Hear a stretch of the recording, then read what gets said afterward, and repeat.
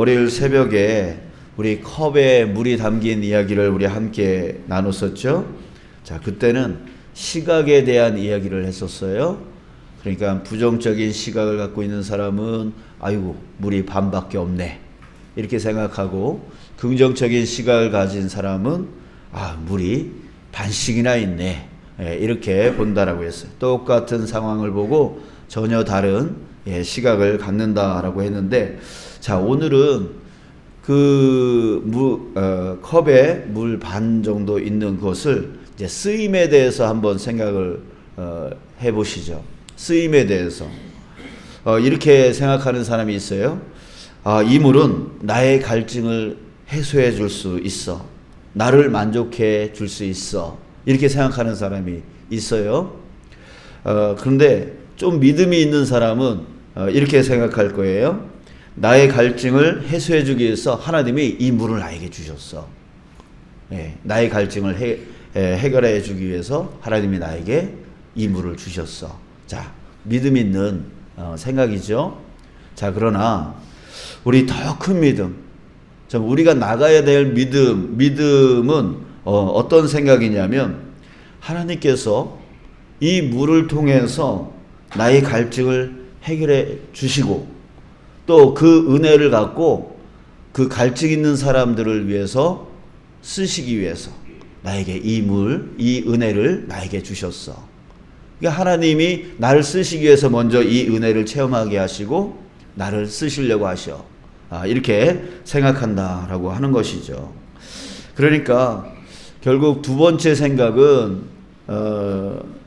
하나님이 나에게 주시는 은혜, 이걸 생각하는 사람이고, 세 번째 생각은 하나님이 나를 쓰시기 위해, 나를 쓰시기 위해서 이 은혜를 나한테 베풀어 주시고 깨닫게 해 주신다라고 하는 생각을 갖는다는 거죠. 자, 오늘 본문에 보면은 사가랴가 하나님께 찬양하고 있는 장면인데요.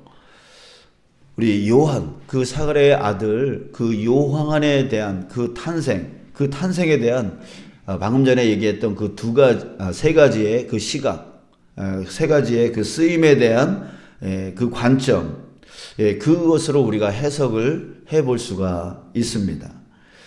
58절에 보면은, 58절 어제 봤던 새벽 말씀에 보면은, 이웃과 친족이 주께서 그를 크게 긍휼히 여기심을 듣고 함께 즐거워하더라. 자, 이웃과 친족의 관점이 나오는데요. 바로 주께서 그를 크게 긍휼히 여기심을 듣고, 그러니까 하나님께서 이 사가랴 가정에게 큰 은혜를 베풀어 주셨다. 큰 은혜를 주셨다.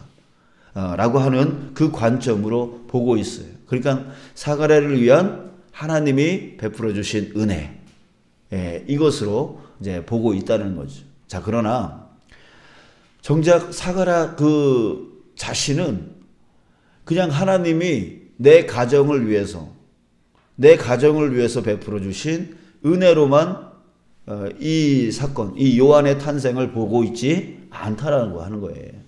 그냥 하나님이 내게 주신 은혜, 이걸로만 보고 있지 않아요. 자, 오늘 본문 76절에 보겠습니다. 뭐라고 하나님께 외치고 있냐면, 이 아이여, 내가 지극히 높으신 이의 선지자라 일컬음을 받고 주 앞에 앞서가서 그 길을 준비하여. 자, 주 앞에 앞서가서 그 길을 준비한다. 이 아이가 어떤 아이냐면, 주 앞에, 그러니까 바로 예수님의 그 길을 준비하는 자가 요한 아닙니까? 그러니까 그걸 생각하고 있는 거예요. 주 앞에 앞서가서 그 길을 준비할 자. 그러니까 하나님께 쓰임받을 자에 대해서 얘기를 하고 있어요. 77절, 주의 백성에게 그 죄 사함으로 말미암는 구원을 알게 하리니. 구원을 알게 한대요. 사람들에게 예수님 앞에 서서 구원을 알게 하시는. 그러니까 단지 하나님이 내 가정에게 주신 그 은혜로만 생각하는 게 아니라 이 아이가 하나님께 쓰임받을 것에 대해서 생각하고 있다는 거예요. 이 아이는 그냥 태어난 아이가 아니라 어느 날 우연히 태어난, 하나님이 내게 은혜 베풀어 주시기 위해서 태어난 그 아기일 뿐만이 아니라 더 나아가서 이 아기가 주의 길을 예비할 수 있는 자가 되어질 것이다. 우리의 구원을 위해서 준비하는 자가 되어질 것이다 라고 하는 하나님의 쓰임에 대해서 고백하고 있다라고 하는 거예요. 자, 여러분, 그래요. 정말 우리 이 사그라의 시각, 사그라의 이 쓰임에 대한 이 관점을 저와 여러분들도 갖기를 주님의 이름으로 축복합니다. 아멘. 여러분들, 우리는 하나님이 내게 베풀어 주신 그 은혜, 그걸 바라는 삶을 살지만 더 나아가서 하나님이 나를 부르셨다라고 하는 거예요.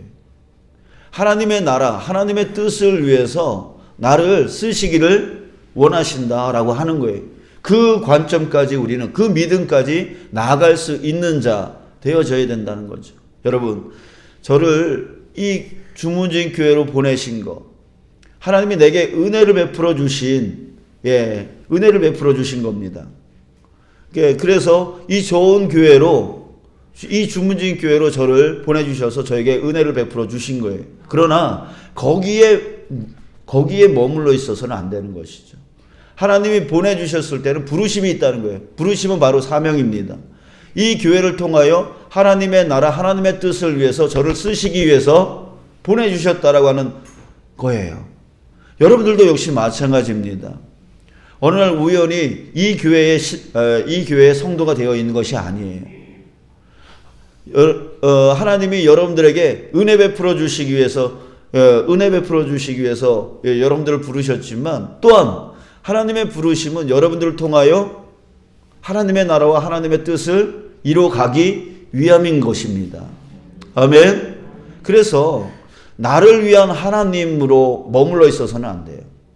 나를 위한, 나의 은혜를 위한, 나의 기도를 응답해 주시기 위한 하나님. 그래서 나에게 좋은 것을 주시기 위한 하나님. 내가 가족 구원을 위해서 기도하면 가족이 구원되어지는 은혜를 주시고, 내가 물질을 구하면 물질을 채워주시는 그런 은혜를 부어주시는 하나님. 내가 뭘 구하면 다 채워주시는 하나님. 그런 하나님이신 건 분명합니다. 그러나 거기에 머물러 있어서는 안 돼요. 나를 위한 하나님으로 머물러 있어서는 안 되는 거예요. 하나님이 그 은혜를 베풀어 주시는 것은 그 은혜를 통한 하나님이 나를 부르시는 거예요. 하나님이 나를 쓰시기 위함인 거예요. 그래서 저와 여러분들은 하나님의 부르신 가운데 있는 사람들입니다. 그래서 하나님이 나를 쓰시기 위해서 불러주셨다. 이런 믿음으로 우리는 자라갈 수 있어야 되는 거예요. 이런 자가 바로 하나님의 귀한 쓰임받는 자가 되어지는 것이죠. 우리 목회자님들 가운데 두 가지, 은퇴 이후에 두 가지 부류가 있는 것을 봅니다. 하나는 뭐냐면, 그동안 한 40년 동안 목회를 하다가 은퇴를 딱 하시면 그냥 모든 걸 다 내려놓고 편안하게 사시려고 하시는 분들이 있어요. 그런데 또 어떤 분들은 은퇴 이후에도 내가 뭔가 할 수 있는 일이 있지 않을까 하면서 이렇게 해외 선교를 나가시거나 아니면은 또한 다른 사역들을 만들어 가시는 분들이 있어요. 이분들이 어떻게 이렇게 차이가 날까 이런 생각을 해보면 결국 그거의 관점이 그래요. 믿음이 나를 위한 하나님, 30-40년 동안 목회를 하면서 정말 힘들었다는 거죠. 그래서 이제는 나를 위한 시간을 갖고 싶은 그런 분들이 계시는 거예요. 그래서 나를 위한 하나님을 바라보는 거죠. 나를 위한 하나님의 그 신앙을 갖고 있는 분들이에요. 자, 그러나 그 은퇴 이후에도 내가 하나님께 쓰임받을 수 있는 부분이 있지 않을까라고 하면서 더 찾아 나가는 거죠. 이런 분들은 어떤 분들이에요? 그러니까 하나님을 위한 나의 신앙을 갖고 있는 분들이에요. 정말 하나님의 진정한 제자인 거죠. 자기가 사역을 하는 기간 동안만 하나님께 쓰임받는 게 아니라 그 이후에도 하나님의 나라를 위하여, 하나님의 뜻을 위하여 끊임없이 내가 할 수 있는 일은 없을까? 내가 하나님의 나라를, 하나님의 뜻을 위해서 할 수 있는 일은 없을까? 끊임없이 생각하시는 그런 목회자들은 은퇴 이후에도 더 큰 일들을 이루어 나가시더라고요. 저는 그렇게 됐으면 좋겠어요. 제 목회는 그렇게 됐으면 좋겠어요. 이 목회 70에서 끝나는 목회가 아니라 그 이후에 누가 나에게 뭐 사역의 자리를 주지는 않지만 그래도 나는 하나님의 나라에 쓰임받는 자로서 하나님의 뜻을 위하여 쓰임받는 자로서 그렇게 나아가는 그런 목회자 되어졌으면 좋겠어요. 여러분들 기도해 주십시오. 저뿐만이 아닙니다. 여러분들도 역시 마찬가지예요. 우리 신앙인들은 역시 마찬가지예요. 우리에게는 은퇴가 없어요. 하나님의 나라, 하나님의 뜻을 이뤄나가는 그 신앙인들에게는 은퇴가 없습니다. 은퇴의 날은 언제예요? 그날이에요. 그날이에요. 그러니까 우리 그날까지 뭐 어떤 분들이 그런 얘기 했잖아요. 쉬는 날은 그날이라고. 우리의 쉼의 시간은 그날이니까 그날까지 그렇게 열심히 일해야 된다고 하는 것처럼 여러분, 저와 여러분들의 은퇴의 날은 바로 주님이 우리의 생명 부르시는 날, 그날일 줄 믿습니다. 아멘. 그날까지 내가 나를 위한 하나님으로 만들지 마시고 하나님을 위한 나, 하나님을 위한 나로서 내가 이 교회를 위해서, 내가 내 가정을 위해서, 내가 내 이웃을 위해서 하나님의 나라와 하나님의 뜻을 이루어가기 위해 나는 무엇을 할 수 있을까 생각해 나갈 수 있는 저와 여러분들 되어지길 주님의 이름으로 축복합니다. 하나님이 저와 여러분들을 부르신 것은 분명한 뜻이 있는 거예요. 하나님의 계획이 있는 거예요. 아멘. 그래서 하나님이 저와 여러분들을 쓰시길 원하시는 것입니다. 자, 여러분, 나를 위한 하나님이라고 하는 관점과 하나님을 위한 나라고 하는 이 관점의 차이가 어떤지 마지막으로 한번 보고 끝났으면 좋겠어요. 다시 58절 보면 그 이웃과 친족은 나를 위한 하나님, 바로 이 사가랴 가정을 위한 하나님의 관점으로 그 이웃과 친족이 봤어요. 그랬더니 그들은 어떻게 합니까?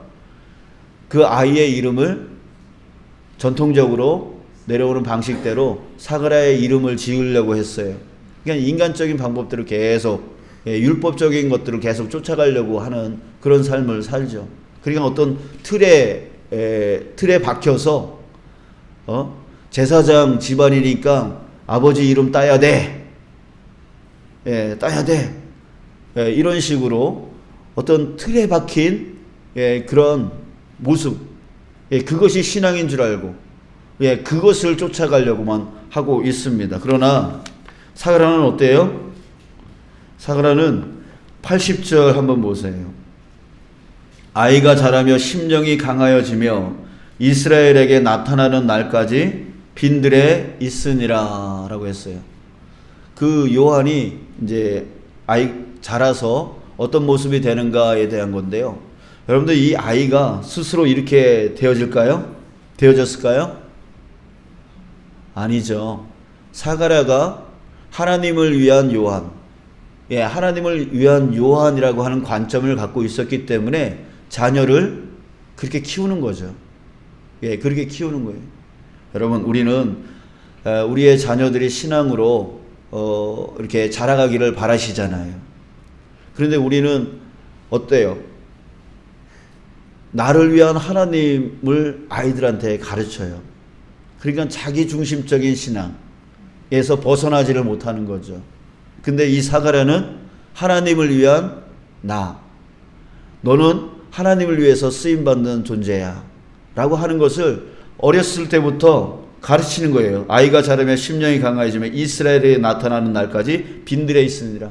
그 빈들에서 하나님을 위한 나로서의 삶을 요한이 살아가게 되어지는 것, 그것은 바로 사가랴 아버지가 그렇게 키우는 거예요. 그렇게 신앙을 가르쳐 나갔던 것이죠. 자, 여러분, 우리 이제 자녀들, 손주들 신앙으로 키워 나가려 할 때에 너를 위한 하나님이 아니라 하나님을 위한 너가 돼야 돼 라고 하는 그 관점을 가르쳐 나갈 수 있는 저와 여러분들 되어졌으면 좋겠습니다. 아멘. 예, 우리 구역장님들이 또한 우리 구역원들을 가르쳐 나갈 때 나를 위한 하나님으로 가르치는 게 아니라 하나님을 위한 우리 자신을 가르쳐 나갈 수 있고 또 어느 곳에 있든지 간에 정말 그런 모습들을 보여주고 가르쳐 나간다면 이 교회는 정말 부흥되어질 줄 믿습니다. 하나님의 나라는 더욱더 우리를 통하여 확장되어질 줄 믿습니다.